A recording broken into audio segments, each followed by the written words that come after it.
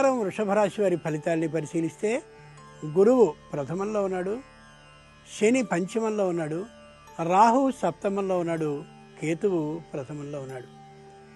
ఈ విధమైన గ్రహస్థితిని పరిశీలించి చూస్తే సంతానానికి విద్య లభించే అవకాశం ఉంది, ప్రయాణాలు లాభించే అవకాశం బాగా కనిపిస్తోంది. అనుకూల ఫలితాలే ఈ వారం అంతా కనిపిస్తున్నాయి ఈ రాశి వారికి. కృత్తికా నక్షత్రం వాళ్ళు ఏదో పని మీద పొరుగురు పెడితే వాళ్ళ పని కూడా దాంతో కలిసి వచ్చే అవకాశం బాగా కనిపిస్తుంది. రోహిణీ నక్షత్రం వాళ్ళు తమ సంతానానికి విద్య ఆ స్థాయికి వస్తుందా లేదా అని భయపడుతూ ఉంటే అత్యధికమైనటువంటి అంకాలతో ఉత్తీర్ణులై వాళ్ళు వీళ్ళు అనుకున్న దానికంటే ఎక్కువ విద్యలో ప్రవేశాన్ని సంపాదించగలుగుతారు.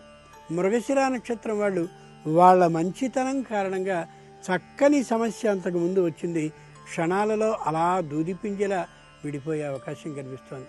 లలిత సహస్రనామ పారాయణం చేయడం చాలా ఉత్తమమైనటువంటిది. ఏ గోవులో ముకోటి దేవతలు దాగి ఉంటారని ధర్మశాస్త్రం తెలియచేస్తుందో ఆ కారణంగా చక్కగా గోవుని ఎవరి చేతనైనా బాగా తోమించి మంచి ఆకుకూరల్ని గోవుకి పెట్టడం సరైనటువంటి పని ఈ వారంలో.